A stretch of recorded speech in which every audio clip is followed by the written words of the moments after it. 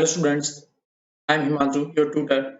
Today we are going to start Geography of 7th class from book together with publication Evolution We and the World. Here we discuss about the first chapter, our environment. Okay, let's start our chapter. Before starting our chapter, we see some key aspects of this chapter. यानी key elements क्या हैं कि क्या क्या हम इस chapter में discuss करने वाले बेटा उसके बारे में हम देखेंगे। सबसे पहला हमारा की एलिमेंट क्या है, इन्वायरमेंट एंड इट्स की एलिमेंट्स, यानी पर्यावरण के बारे में देखना, उसके की पॉइंट्स क्या क्या हैं, कौन कौन से उसके कंपोनेंट्स हैं, वो हम इसके बारे में पढ़ेंगे। सेकंड क्या है, ह्यूमन इन्फ्लुएंस ऑन इन्वायरमेंट, यानी मानव का क्या प्रभाव है हमारे पर्यावरण के ऊपर, वो चीजें हम इसके अंदर देखेंगे। उसके बाद है डिग्रेडेशन इन एनवायरमेंट, पर्यावरण किस प्रकार नष्ट हो रहा है, क्या पर्यावरण को नुकसान हो रहा है, वो चीज हम इसके अंदर देखेंगे। इन्वायरमेंट कंजर्वेशन इट्स इंपोर्टेंस, किस प्रकार को पर्यावरण को बचाया जा सकता है, उसकी क्या इंपोर्टेंस है, वो भी हम इस चैप्टर के अंदर देखेंगे। बिफोर स्टार्टिंग और चैप्टर हमें सबसे पहले पता होना चाहिए कि ज्योग्राफी होता क्या है। ज्योग्राफी क्या है, आपकी एक ब्रांच है, एक ऐसी डिपार्टमेंट है जो आपका स्टडी करता है किस चीज के साथ, inter relationship between human beings and the environment, जो मानव तथा उसके आसपास के पर्यावरण से संबंधित जो चीजें उनके साथ स्टडी करता है बेटा। Okay okay, here is first heading, what is environment. See what is environment. Environment की क्या डेफिनेशन, या एनवायरनमेंट किसे कहा जाता है, सराउंडिंग और conditions within which an individual और organisms exist is termed as environment. ये कह रहे हैं कि हमारे आसपास की जो सराउंडिंग है, जो कंडीशंस हैं, जिसके अंदर क्या है, कोई भी इंडिविजुअल या ऑर्गेनिजम्स एग्जिस्ट करता है, उसको हम पर्यावरण कहते हैं। यानी हमारे आसपास पाई जाने वाली सारी की सारी चीजें क्या कहलाती है बेटा, आपका पर्यावरण कहलाती हैं। पार्ट्स ऑफ इन्वायरमेंट्स, क्या क्या चीजें हैं जो इसके पार्ट्स हैं इस इन्वायरमेंट्स के। सबसे पहले the place we live in, यानी वो स्थान जहां हम रह रहे हैं, जहां हम रह रहे हैं, यानी हमारा घर, वो गांव, सबसे पहले तो वही हमारा क्या है, इस पर्यावरण में अंदर आता है। उसके बाद क्या है, the people and the things around us, यानी लोग, हमारे आसपास की और चीजें, ये सब भी आपके क्या है, इन्वायरमेंट्स के पार्ट्स हैं। द प्लांट्स, पेड़ पौधे हमारे आसपास के। द एनिमल्स, जीव जंतु हमारे आसपास जो है। द लैंड, जो जमीन हमारे आसपास है। या फिर द बिल्डिंग्स, जो बड़ी बड़ी बिल्डिंग्स हमारे आसपास है, घर है, स्कूल या और कोई बिल्डिंग्स जो है, वो सब भी हमारे क्या है, एक तरह से इन्वायरमेंट का पार्ट्स हैं। Okay, different organisms different environments, इसका मतलब है कि अलग अलग जो ऑर्गेनिजम्स होते हैं उन सबके लिए इन्वायरमेंट आपका अलग अलग होता है। ह्यूमंस के लिए अलग इन्वायरमेंट है, एनिमल्स के लिए अलग इन्वायरमेंट है, आपका प्लांट्स के लिए अलग इन्वायरमेंट है, यानी डिफरेंट ऑर्गेनिजम्स के लिए आपका डिफरेंट डिफरेंट इन्वायरमेंट है। और environment is a combination of both natural and human components, यानी हमारा जो इन्वायरमेंट वो क्या, आपका कॉम्बिनेशन है दोनों चीजों का, नेचुरल एंड ह्यूमन कंपोनेंट्स, यानी नेचुरल प्राकृतिक और मानवीय दोनों प्रकार के कंपोनेंट्स हमारे इन्वायरमेंट के अंदर आते हैं। ओके, तो let's see what is the components of environment. सबसे पहले हम कंपोनेंट्स देखेंगे, क्या क्या घटक इन्वायरमेंट्स के हमारे हैं। तो देखिए, नेचुरल एंड ह्यूमन, इसको दो हिस्सों में हमने बांट लिया है, एक आपका नेचुरल, दूसरा ह्यूमन। नेचुरल को आगे दो कैटेगरीज में डिवाइड कर लेते हैं, फर्स्ट क्या आपका बायोटिक, दूसरा एबायोटिक।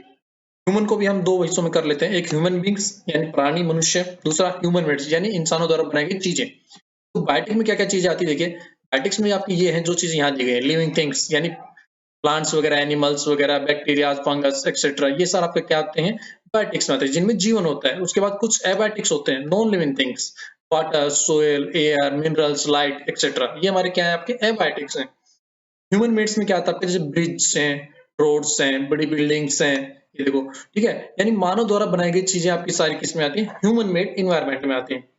इसके अलावा हम नेक्स्ट क्या देखते हैं, नेचुरल इन्वायरमेंट। नेचुरल इन्वायरमेंट में देखो क्या है, ये एक तो बायोटिक हमने पढ़ा था कि बायोटिक क्या है, दूसरा एक देखा था हमने उसकी कैटेगरी एबायोटिक, यानी बायोटिक में हमने पढ़ा था बायोलॉजिकल इन्वायरमेंट हम कह सकते हैं इसे, इसमें प्लांट्स, एनिमल्स, ये सारी चीजें आपकी आती हैं।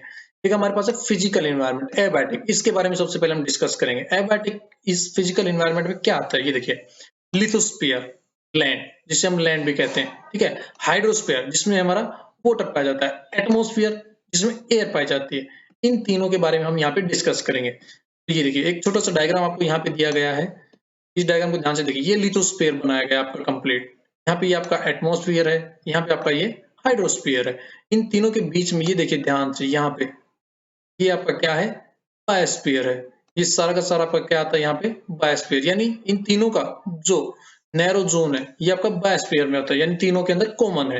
ओके, तो ये तीनों जो सर्कल्स बनाए गए हैं, लिथोस्फीयर, एटमॉस्फेयर, हाइड्रोस्फीयर और इनके अंदर बायोस्फीयर, ये आपकी डोमेन्स कहलाती है अर्थ की, यानी अर्थ की अलग अलग क्या है आपकी डोमेन्स है।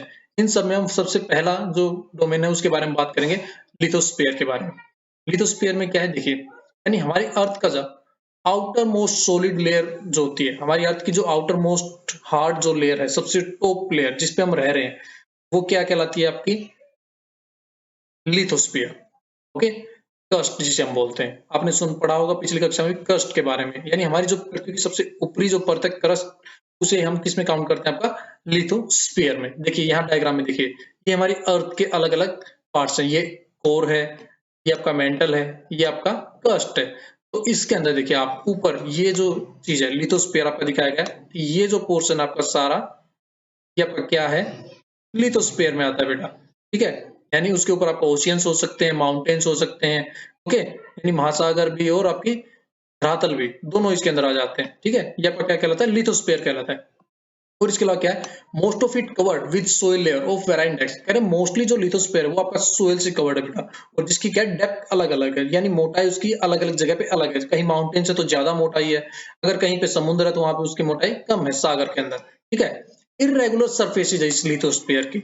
इरेगुलर सरफेस कैसे? कहीं पे पहाड़ आ जाते हैं तो अलग सरफेस दिखाई देती है, कहीं पे मैदान होते हैं तो अलग होती है, प्लेन्स में प्लेट्यूज होते हैं तो अलग सरफेस होती है, कहीं पे ट्रेंचेज होती हैं, खाइयां, तो वहां पे अलग सरफेस पाई जाती है। इसके साथ ही क्या, continents and oceanic beds, continents में यानी महाद्वीपों के अंदर धरातल पे भी पाया जाता है लैंड, एंड ओशियनिक बेड्स यानी समुद्र के नीचे जो जमीन होती है, उस ओशियनिक बेड में भी आपका लिथोस्फीयर पाया जाता है, ठीक है। Landform such as mountain, plateaus, plains, यानी ये लैंडफॉर्म्स हमारे पाए जाते हैं इसके ऊपर, mountains, plateau and plains lithosphere पे पाए जाएंगे आपके, okay. Source of vegetal and mineral wealth, यानी लिथोस्फीयर हमारा एक सोर्स होता है vegetal and mineral wealth, minerals इसके अंदर पाए जाते हैं और वनस्पति वगैरह जो होते हैं, पेड़ पौधे वगैरह, ओके, ये सब भी हमारा लिथोस्फीयर में पाया जाता है। यहाँ पे एक इंपॉर्टेंट चीज आपको दी गई है अर्थ डे के बारे में। अर्थ डे कब मनाया जाता है? April 22 in every year, okay बेटा। नेक्स्ट देखिए, हाइड्रोस्फीयर। हाइड्रोस्फीयर क्या होता है कि all water bodies such as ocean, seas, rivers and lakes, यानी पृथ्वी के ऊपर जितनी वाटर बॉडीज हैं आपकी सारी की सारी क्या है, वो आपकी हाइड्रोस्फीयर में काउंट की जाती हैं, okay. Source of the life on the earth, पानी हमारे लिए बहुत ही महत्वपूर्ण, आप सब जानते होंगे, पानी के बगैर मनुष्य जीवन या किसी भी लिविंग थिंग जो उसका जीवन पॉसिबल नहीं है। तो पानी क्या है, सोर्स ऑफ लाइफ है अर्थ पे हमारे लिए, ओके। अब ये जो वाटर है ये दो तरह से हमें पाया जाता है, एक हमारा क्या है, फ्रेश वाटर के रूप में पाया जाता है, ओके। दूसरा हमारा क्या है, ओशियन वाटर के रूप में पाया जाता है। इसमें क्या देखिए, डोमेस्टिक, एग्रीकल्चर, इंडस्ट्रियल पर्पज, यानी फ्रेश वाटर हम कहाँ कहाँ यूज करते हैं? Domestic, agriculture, industrial purpose etcetera, okay. और ओशियन वाटर कहाँ है हमारा? Sea foods, minerals and sea routes for trades, यानी ओशियन वाटर हमारा होता है जहाँ से हम मछलियां वगैरह मिलती हैं, सी फूड्स, मिनरल्स, वहां से कुछ मिनरल्स मिल जाते हैं, ऑयल्स वगैरह, गैस वगैरह, ओके। और सी रूट्स यानी पानी के रास्ते से व्यापार भी किया जाता है दूसरे देशों के साथ, ओके। यहाँ पे देखिए आपको एक डेट दी गई, वर्ल्ड वाटर डे कब मनाया जाता है? आपका मार्च 22, ओके। तो ये आपकी क्या है, वर्ल्ड वाटर डे की डेट दी गई है, बेटा। नेक्स्ट देखिए, थर्ड जो हमारी डोमेन थी वो थी एटमॉस्फेयर। एटमॉस्फेयर क्या है कि layer of air around the earth, यानी हमारी जो अर्थ है उसके चारों तरफ जो लेयर है, देखिए ये हमारी जो अर्थ यहाँ दी गई है, यहाँ पे इसके अराउंड ये जो सारी की सारी यहाँ से यहाँ तक की जो लेयर है, ये सारा सारा आपका एटमॉस्फेयर कहलाता है, ठीक है। ये जो एटमॉस्फेयर है ये आपका अलग अलग लेयर्स में डिवाइड है, okay? और कई थाउजेंड्स ऑफ किलोमीटर तक ये फैला हुआ है बेटा, ओके, यानी more than thousands of kilometres. इसके अलावा stick due to gravitational force, यानी ये हमारी पृथ्वी से किस प्रकार बांधा हुआ है, किस प्रकार चिपका हुआ है, हमारी जो अर्थ है उसका ग्रेविटेशनल फोर्स जो है वो इसको चिपकाए हुए अपने साथ पकड़े हुए, okay. Ozone layer to protect us from UV rays, यानी इसी एटमॉस्फेयर के अंदर एक ओजोन लेयर भी पाई जाती है, यानी एक ऐसी लेयर है जो हमें अल्ट्रावायलेट, जो सूर्य से आने वाली जो अल्ट्रावायलेट रेज होती है उनसे हमारी सुरक्षा करती है। Change in weather and climates, change in weather and climates का मतलब क्या है कि जितनी भी क्लाइमेट्स जैसी जो चीजें होती हैं ये सारी की सारी आपकी कहाँ होती हैं? बादलों का बनना, बारिश होना, इस सब का सब आपका एटमॉस्फेयर के अंदर होता है, ओके। तो ये सारी घटनाएं कहाँ घटती हैं? आपकी एटमॉस्फेयर में। सबसे इंपॉर्टेंट एक चीज है बायोस्फीयर। बायोस्फीयर क्या है हमारा कि हाइड्रोस्फीयर, लिथोस्फीयर और एटमॉस्फेयर, इन तीनों के बीच में जो कॉमन जो जोन है ये हमारा बायोस्फीयर कहलाता है, ठीक है। इस बायोस्फीयर में क्या होता है, देखो ये बहुत ही नैरो जोन होता है, ये बहुत छोटा सा जोन है तीनों के अंदर कॉमन। मेक अर्थ यूनिक प्लैनेट, ये बाकी जो प्लैनेट्स हैं हमारे सोलर सिस्टम में उन सबसे अर्थ को यूनिक बनाता है, अलग बनाता है, okay, life exist only in this region. ये कह रहा है कि जो लाइफ जो है, लिविंग बीइंग जो रहती है, वो सारी इसी रीजन में पाई जाती है आपकी। ओके, यहाँ पे हम एक टर्म डिस्कस करेंगे, इकोसिस्टम। इकोसिस्टम क्या होता है देखो, several distinct zones and each has its own physical plants environment and animal life. हमारा जो ये बायोस्फीयर, ये अलग अलग जोन्स में बटा हुआ है। इन जोन्स में क्या है, सबके अपने अपने पेड़ पौधे हैं, इन्वायरमेंट है और एनिमल लाइफ है। ये इकोसिस्टम कहलाता है। और इन चीजों के बारे में जो चीज स्टडी करती है, उसको कहा जाता है आपका इकोलॉजी। इकोलॉजी क्या है कि study of the relationship between living organisms and their surrounding. In living organisms और उनके आसपास की चीजों के बारे में जो ब्रांच स्टडी करती है, उसको हम क्या कहते हैं, इकोलॉजी। ओके, नेक्स्ट देखिए, ह्यूमन इन्वायरमेंट। ह्यूमन इन्वायरमेंट क्या है कि मानव जो हमारे हैं, ठीक है, मानव के बारे में जो हमने देखा था कि एक कंपोनेंट मानव भी है ह्यूमन इन्वायरमेंट। उसमें क्या है कि अर्ली जो ह्यूमन रहता था, आदि मानव के टाइम पे, ये देखिए अर्ली ह्यूमन जो था हमारा, वो किस प्रकार था, जंगलों में रहता था। ठीक है, ह्यूमन बीइंग हमारा most important part of the environment. ये बहुत ही इंपोर्टेंट पार्ट है ह्यूमन बीइंग्स भी। Okay, they not only interact with in the environment but also modified it according to their needs. यानी इन्होंने सिर्फ इन्वायरमेंट को इंटरेक्ट नहीं किया है अपने साथ, सिर्फ इन्वायरमेंट के क्या उसी के अधीन नहीं रहे, समय आने पर अपनी जरूरत के अकॉर्डिंग उसको बदला भी। देखिए, सबसे पहले आदि मानव इस तरह रहता था, पर्यावरण के बेबस लाचार उसके साथ। उसके बाद उन्हें धीरे धीरे अपनी झोपड़ियां बनानी, पेड़ पौधे काट कर ये लकड़ी का काम सीखा है, तीर कमान बनाने। जैसे जैसे थोड़ा सा विकास हुआ, फिर उसने खेती करना स्टार्ट किया और थोड़े से अच्छे घर बनाने स्टार्ट किए। उसके बाद थोड़ा सा और डेवलपमेंट हुआ तो पक्के मकान बनाने लगा। फिर वो अपनी जरूरत के हिसाब से कहीं एरोप्लेन या फिर अंतरिक्ष में भी जाने लगा। काफी सारी फैक्ट्रियां जगह जगह हमने बनाई है। यानी धीरे धीरे अपनी जरूरत के अनुसार हमने काफी सारा चेंजेस हमारी अर्थ पे किए हैं, जो ह्यूमन एनवायरमेंट्स में काउंट होती हैं। ओके, ये सारे चेंजेस करने के लिए हमें प्रकृति के साथ, हमारा जो एनवायरमेंट उसके साथ भी काफी सारी छेड़छाड़ की है। वही हमारा किस में आता है, इन्वायरमेंटल डिग्रेडेशन, यानी पर्यावरण का नुकसान। देखो, हम कोई भी चीज बनाने के लिए सबसे पहले जंगलों को काटते हैं। ठीक है, जंगलों को काट देना, या फिर हम कहीं ना कहीं कचरा डालते रहते हैं जिससे पर्यावरण को नुकसान कर रहे हैं, या फिर कहीं नदी के ऊपर पुल बनाना या न डैम बनाना, तो वहां भी हम पर्यावरण को नुकसान कर रहे हैं। या फिर जंगलों में आग लग जाना या मनुष्य द्वारा काट के जंगलों को जला देना, तो भी कहीं ना कहीं हमारा इन्वायरमेंटल डिग्रेडेशन हो रहा है इसकी वजह से। ओके, तो इन इन्वायरमेंटल डिग्रेडेशन की वजह से क्या है, हमारा एक जो इकोलॉजिकल बैलेंस है इन्वायरमेंट के अंदर, वो खत्म हो जाता है। यानी ये जो चक्कर है, ये कहीं ना कहीं ये चक्कर टूट जाता है। इकोलॉजिकल जो बैलेंस है ये खत्म हो जाता है। यानी ये चक्कर अगर टूट जाएगा, आपका इकोलॉजिकल बैलेंस खत्म होगा, तो आपका एनवायरनमेंट पहले जैसा नहीं रहेगा। कहीं ना कहीं हमारे सामने भयावह स्थिति उत्पन्न हो सकती है। यानी ऐसी चीजें देखने को मिलेंगी जो हमें पहले कभी नहीं देखी थी। ठीक है, काफी सारे नुकसान है आपके एनवायरमेंटल डिग्रेडेशन के। इन सबसे बचने के लिए क्या उपाय है, देखिए, इन सबसे बचने के लिए हम तरीका अपना सकते हैं सस्टेनेबल डेवलपमेंट का, ये वाला। यानी सस्टेनेबल डेवलपमेंट हम कर सकते हैं।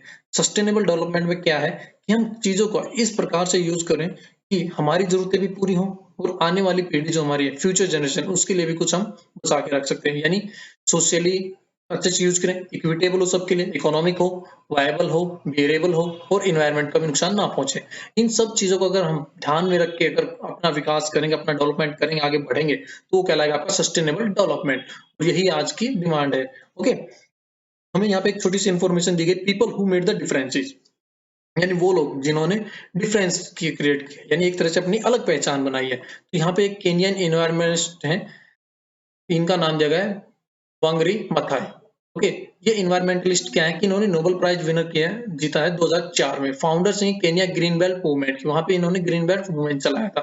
ओके, तो उसकी वजह से इनको क्या है, प्रेस्टिजियस जो हमारा नोबेल प्राइज है वो इनको दिया गया है। ओके, तो यहीं पे हमारा चैप्टर समाप्त होता है। Thank you, have a nice day.